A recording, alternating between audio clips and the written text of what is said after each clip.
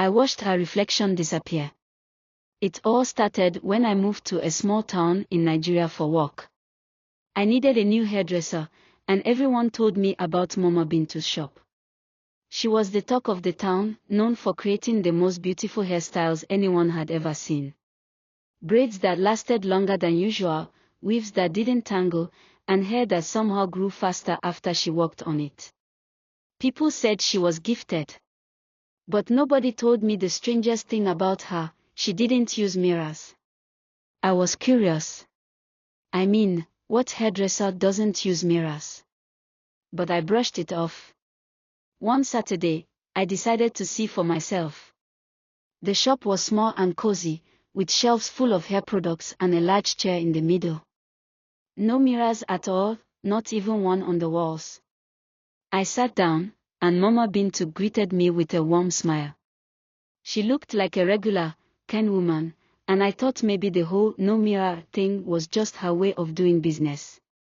But then she started working on my hair, and something felt off.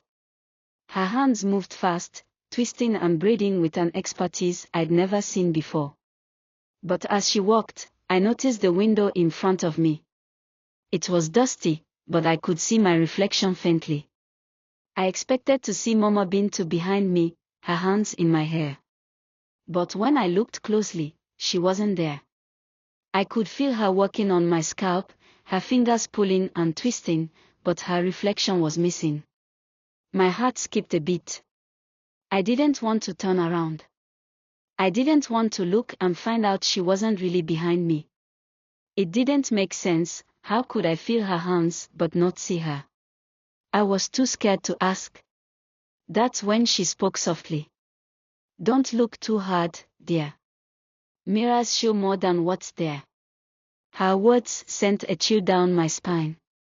I forced a smile and tried to act like everything was fine. But the entire time, I couldn't stop glancing at that window, waiting for her reflection to appear. It never did. When she was done, I paid her and left as quickly as I could. I couldn't stop thinking about it. How could she be there, but not in the reflection? What was going on? A few days later, I told one of my friends about it. She looked at me, eyes wide with fear. You didn't know, she whispered. Mama Bintu, her shop wasn't always like that. She used to have mirrors, just like any other hairdresser. But one day, a customer looked into one and saw something horrible. Something that wasn't human. I felt a shiver run down my spine.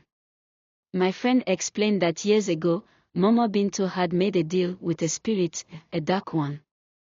The spirit gave her the power to make the most beautiful hairstyles, but it came with a price. The spirit lived in the mirrors, watching her every move. Over time, the spirit got stronger, feeding off the energy of her customers. One day, a woman caught a glimpse of the spirit in the mirror while Mama Bintu was doing her hair. She screamed and ran out, never to be seen again. Since then, Mama Bintu removed all the mirrors. She never told anyone why, but people suspected it had something to do with the spirit that had given her the power. But there's more to the story. A few months after I had my hair done, I heard rumors that something had happened at Mama Bintu's shop. One day, a brave customer came in, a woman named Ifeoma. She knew the stories, but she wasn't afraid. She had a plan. Ifeoma was determined to break the spirit's hold on Mama Bintu. She brought a small mirror with her, hidden in her bag. As Mama Bintu worked on her hair, Ifeoma quietly took out the mirror and held it in her lap. When she glanced at it, she didn't just see Mama Bintu's reflection. She saw something else, something dark and twisted hovering behind her, its eyes glowing red. Without warning, Ifeoma grabbed the mirror and held it up in front of Mama Bintu.